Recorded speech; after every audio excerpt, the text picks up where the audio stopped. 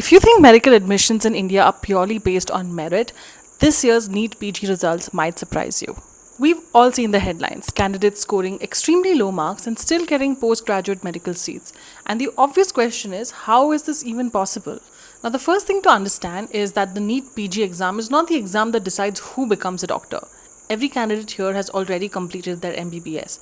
This exam is for specialization for MD or MS seats. So the question is not how someone entered medicine, but how they move forward with it. So here's what's changed. In early 2026, the National Board of Examinations in Medical Sciences sharply reduced the qualifying cutoff for counseling. For the general category, it dropped from 276 to 103, and for reserved categories, it went even lower, down to minus 40 in some cases. This doesn't change how people are ranked, but it does allow a much larger pool of candidates to enter counseling. And once that line moves, everything downstream starts to shift.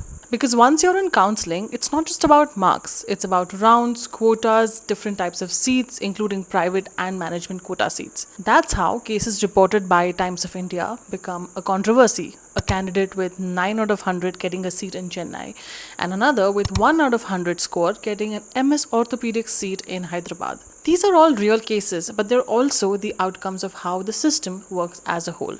At the same time, more than 9,600 postgraduate seats were still vacant across the country after multiple rounds of counseling. In a system that already needs more specialist doctors, leaving that many seats empty becomes a problem in itself. So the cutoff was lowered to fill those seats, and that's where the issue comes in. Because now you have a system trying to maximize access while also creating outcomes that make people question where the line is being drawn. Reservation is part of the system, but this isn't only about reservation. It's about vacant seats, private colleges, and how the counseling process itself is designed. See, India isn't short of aspiring doctors and it isn't short of patients either.